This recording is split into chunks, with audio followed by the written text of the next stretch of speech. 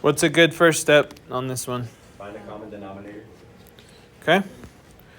Yeah, and if you look just right away, if you start dividing, it's going to make a mess. I mean, you can, but it's probably not the best way to do it.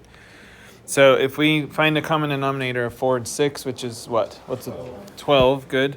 If we multiply by 12. Okay. Now, 12 does not go to the 5x and the 16. Not yet. We're going to divide first. So 12 divided by 4, and then multiply that by the numerator. Okay, on the other side, 12 divided by 6, then multiply, let's put a dot in there real quick. Multiply that by the numerator. The reason why we're dividing is why? Is what? I mean, yes, it is to get rid of the fraction. It's because this bar, this line under 5x minus 16, means divide, right? So it's really everything on the left side is divided by 4. Everything on the right side is divided by 6. That's what the fractions actually say. So go ahead and do the division first, and then worry about what's in the numerator. Okay, so now we know 12 divided by 4 is 3. We know 12 divided by 6 is 2. Okay.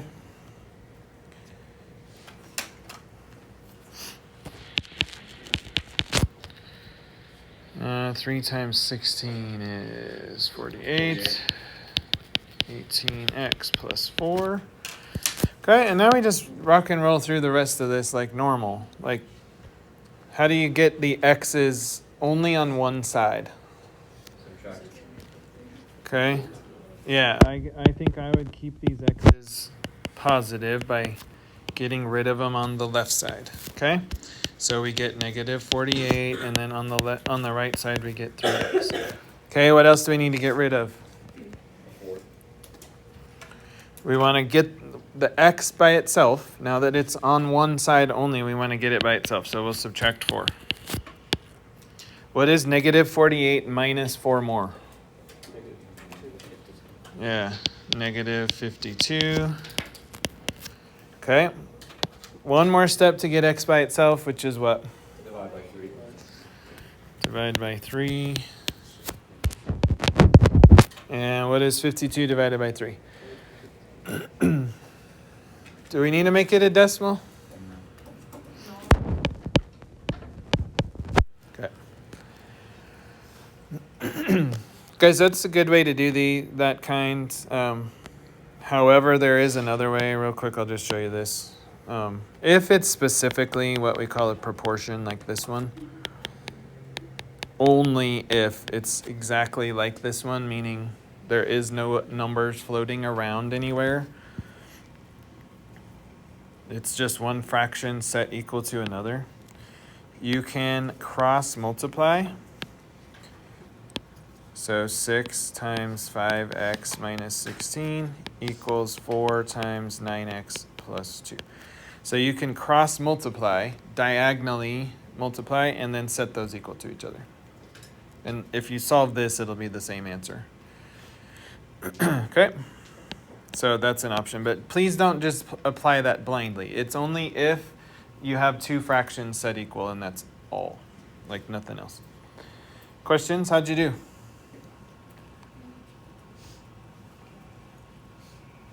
We've seen these kind fairly often at this point.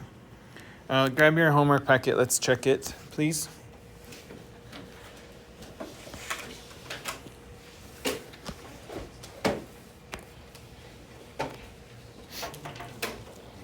So there's a lot of writing on here because these required a fair bit of work, plus writing your answer in 3 different ways. So let's kind of just check through it. B2, you should have got x greater than 17 thirds. 17 thirds is positive. You don't need to make it a decimal, but if you did, it would be 5.66. Okay. Let's see if I have a pointer. Do I have a pointer? I'm looking down here. Open circle on 17/3 pointing right here. Okay, and then interval notation, 17/3 to infinity. Question on that? Okay, B2, B1. X is greater than or equal to negative 16/6. Closed circle, pointing right. And then here's your interval. Closed circle matches with bracket, so bracket, negative 16/6 to infinity. Both of those, you had to flip the inequality if you did it the same way I'm doing it.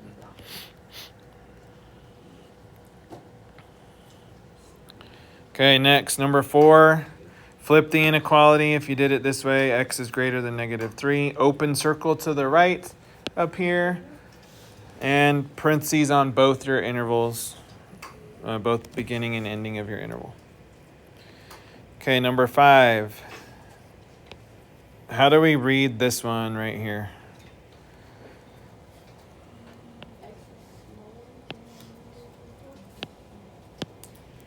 That one right there. X is less, right? We read it from the variable, so we're reading X is less than negative 1/3. Don't flip. Well, unless you did it differently than me, but don't flip. And then we point the arrow left. So point the arrow to the left. And because it's open circle, it's no bracket, it's parentheses. Okay, number 6. X down here, X is greater than 2. Again, the way I did it, I didn't need to flip. Open circle and then interval 2 to infinity, both parentheses. B1, again, B1. The way I did it, I had to flip. X is less than or equal to negative 2. Closed circle pointing left. And bracket on your negative 2. Remember that we always read these left to right. We don't read the right to left. So negative infinity to negative 2. Number 7. X is greater than 7/10. If you did a decimal, it's 0.7.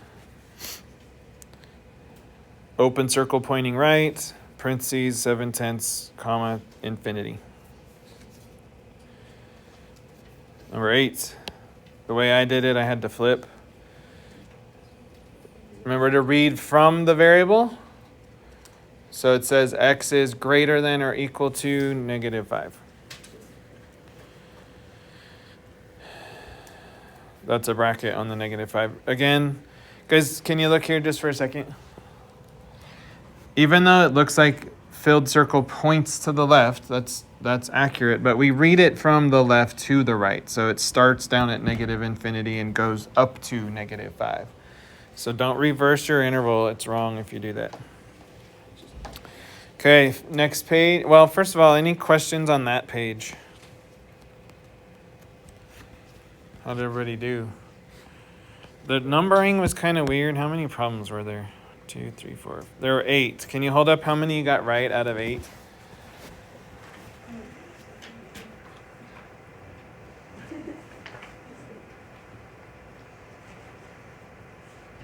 Okay. All right. Well, most of you doing okay on that. Okay, so look at these. These are kind of interesting. Same solving, like on this first one on part A. Here's what I got. I got 15 is greater than 9. So that is always true, and it doesn't depend on X. It's always true, which means how many values make it true? Infinite solutions, right? It's always everything. So in terms of showing it on the number line, it's just this. It's just an arrow pointing both ways because every number ever will work here, every real number. Okay? So that's a version, an example of infinite solutions with inequalities. And then part B, you end up here, negative 5 is less than negative 6, which is never true. And so that we can't graph our solution because there's no values of X that ever make it true. So it's just no solution. And then down at the bottom, is 4 less than itself? This is an interesting case because if we added that little line underneath, then it's true. It's okay if it says or equal to. But in this case, it was strictly less than, and so it is not true. So no solution. And then finally, again, -5 is always less than 3. So it's infinite solutions, arrow pointing both ways. But I forgot to point this out, actually. This is the notation for infinite solutions. -infinity, comma, all the way to infinity. It's everywhere true. Okay? So your interval is just all infinities. Okay, there were 4 there. How'd you do on these? Hold them up.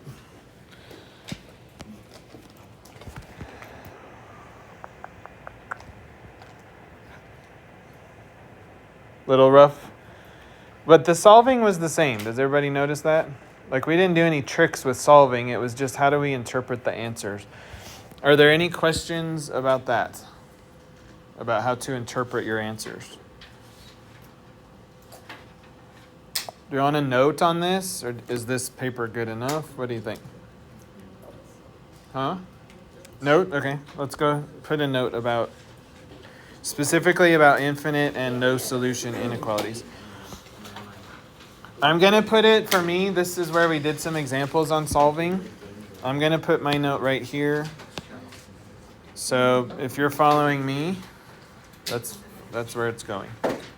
Just to give you some context, we're on our examples section, and I'm just writing it right underneath here. Huh? Yeah, so the first basket, very bottom, just tear off one of the examples, example pages.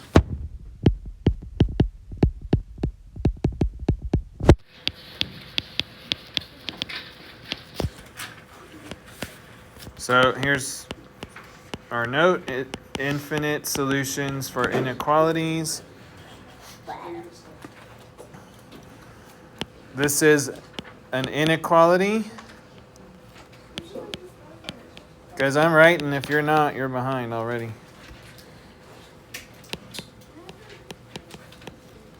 An inequality that's always true. So, for example, let's just put the one that we had. I think it was something like 15 is greater than 9.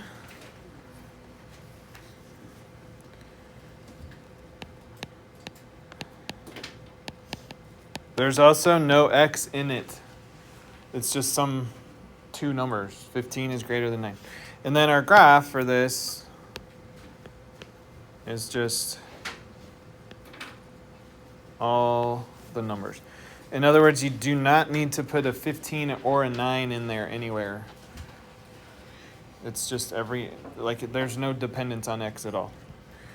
All right. And then no solution for inequalities. I'm going to abbreviate this time. Is an inequality that's never true. Again, no x in there.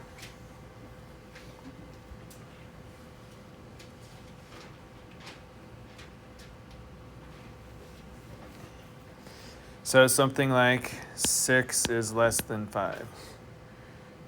Never true. Okay? So no graph. You don't need a graph for this because you can't. No graph. No interval. You know what? I forgot to add the interval to infinite solutions. We probably should do that. Here's that. I'm just going right back up to the red. And it's -infinity to infinity.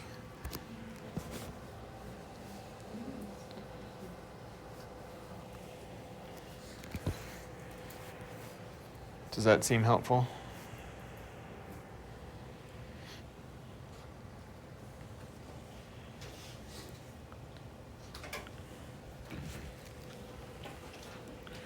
How about this?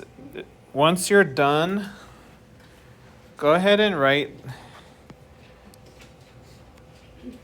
that. Let me try to get both these on here. Go ahead and write that into your notes, the next example box. We're going to do a quick example on solving with words.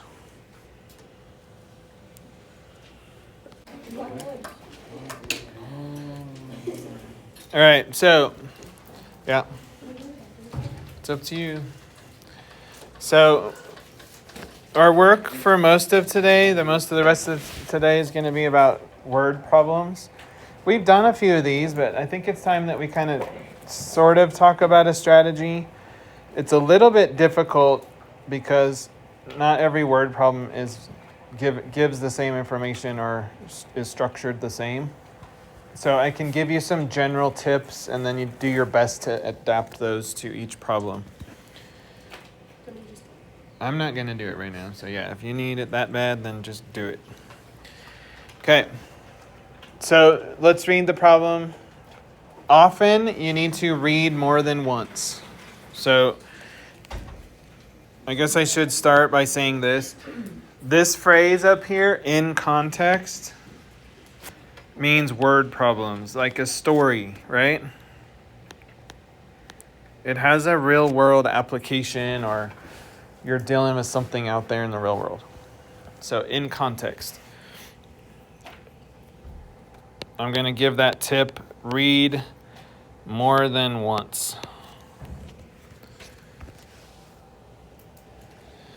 A medical center is planning to hire a total of 54 nurses and CNAs. If the center needs twice as many CNAs as nurses, how many of each should they hire? Sounds kind of confusing, doesn't it? Because the only number that is shown is 54. There is another number mentioned, which is what? Twice. That's kind of telling us 2 times something. So sometimes numbers are given in these problems written out as a word, and you miss them if you're not careful. That's why I want you to read twice. So first thing, I want you to, what do you guys call it? Annotate in your English class? Yeah. Okay, we'll use that word. Annotate important information. What do you think is the most important in here? Okay, well, we have 54, and I would say underline total especially. Okay. Yep, twice as many, twice as. So that maybe an annotation there would be 2 times. Total, I might annotate further, since you guys are kind of used to doing that, and say equals 54. Right? When we use the word total, we're saying that's going to probably be on one side of the equals. Okay, next step. This is really important. Identify your variables.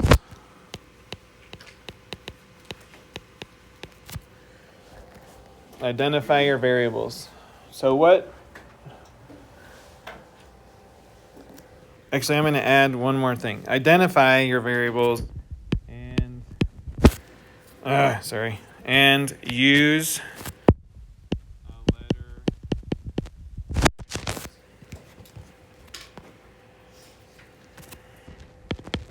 that best represents them.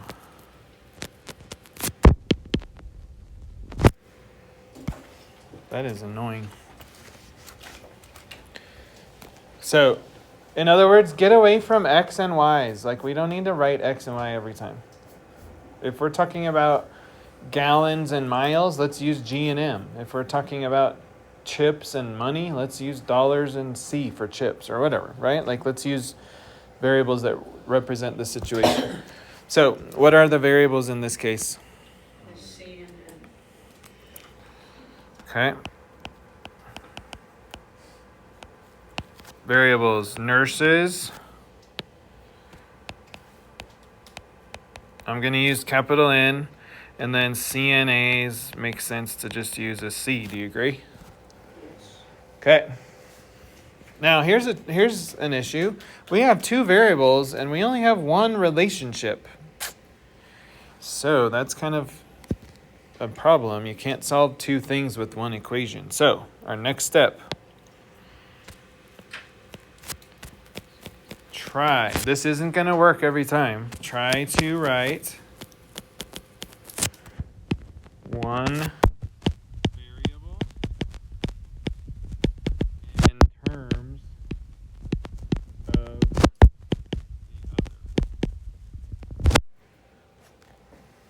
That will get rid of one of our variables.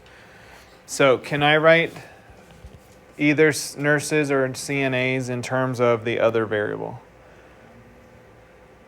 Yeah, we can. In this case, that's what this 2 times does for us, doesn't it? Explain. I'm going to highlight it for a second.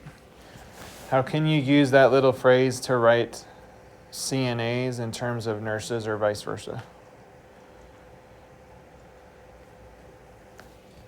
I think that's probably a little bit of foreign language, so let's see what he says, and then I'll tell you what I mean to clarify. You divide 54 by 2. Nope, you're trying to solve. We're just setting up. Okay? So here's what I mean. Let me get the right tool. Okay? We need twice as many CNAs as nurses, which is another way of saying this. C equals 2N. So bring that down in your notes and say, hey, that twice as many part is telling us we can rewrite the CNAs as nurses instead. So C equals 2N.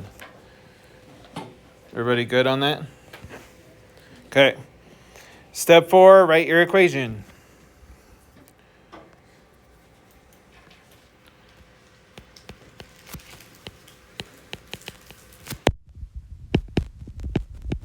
This is a very big step because this could look different every time. So here's our equation. N plus 2N equals 54.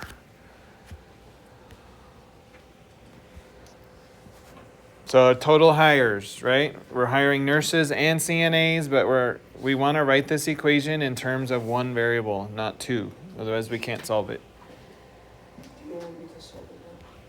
Yeah, if you're ready. Before you do, I'm gonna write step 5 is to solve. So go ahead. Well, first N equals 18. Tell us how. Because 54 divided by 3 is 18. Okay, let's get this first. 3N equals 54. And then we divide by 3.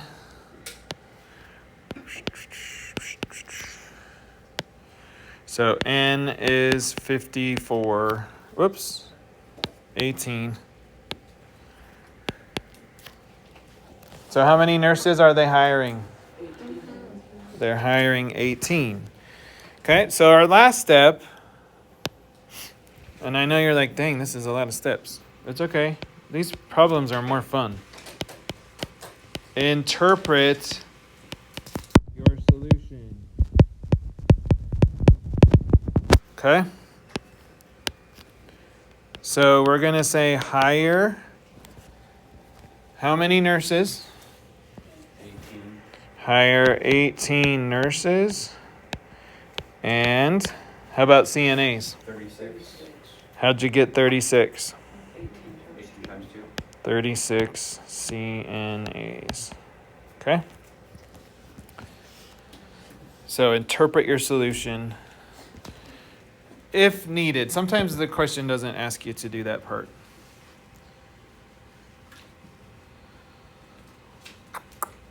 Everybody good?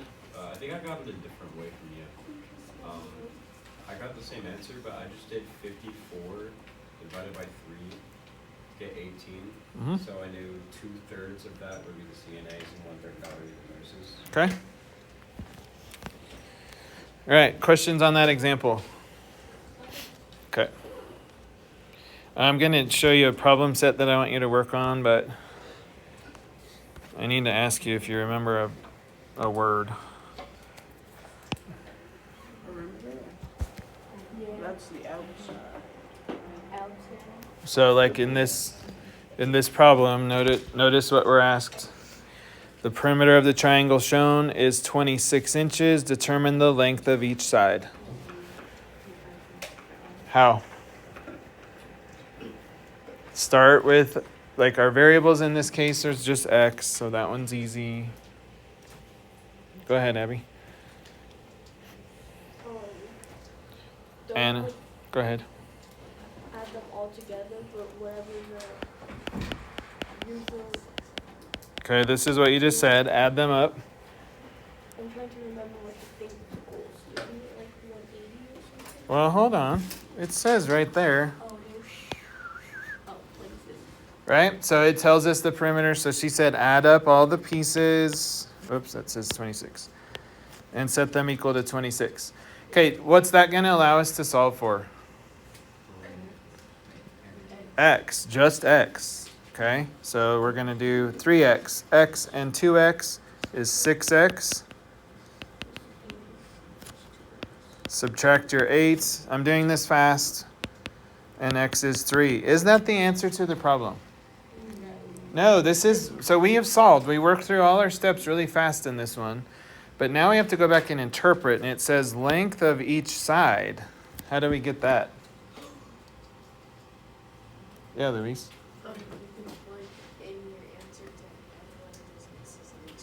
Yeah, so x is 3. 3 times x is 3 times 3, which is 9. And 2x plus 8, which is 2 times 3 plus 8, equals 14. And what better be true about those three? They all equal 26. If they don't add up to 26, you did something wrong, right? You can check your answer that way. So there's a perimeter example. Here's what's going to happen. How long do we have? 12, 10, 30 minutes. 15, we have 25 minutes. Sweet, that's probably just right. So I'm going to put up some problems like this on the screen. And you're going to get, I want you to work with either one or two other people, probably two other people preferably. And today we're going to work on these whiteboards. So listen up. I'll pull the markers out in a second. Number 1, please don't erase with your hands. Like it smudges and it's a pain to wash off. Number 2, work, like if you're in a group of 2 or 3, I want you to work together, collaborate. One person's not doing the work while the other people sit and talk and watch. Clear on that? Okay. There's a green towel over there and a yellow and green towel over here that we'll just kind of have to share for the erasers. I have this one too, but it doesn't work as good, but you can use it. So we're going to do two groups at each board. We'll just kind of think of a line down the middle. Look back here, please. I don't know who's going to be back here, but don't write right here. They cleaned this off with some chemical that took the surface off the board, and now it doesn't erase. So that's why that stuff is there. So kind of just block that off and work around it. Otherwise, they're pretty good. You can erase this vote message over here for now. Any questions on the plan? Okay, before we get up and move, I want to see who's going to work together.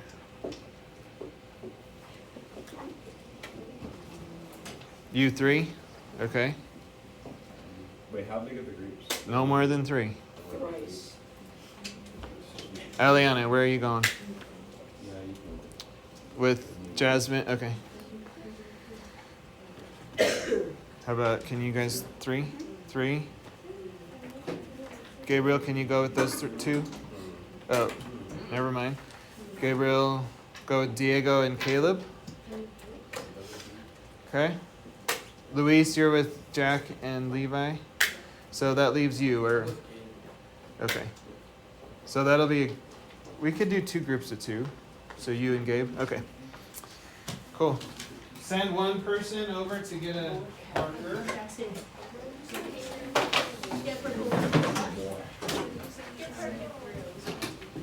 And I'll put the problems up here on the screen for you.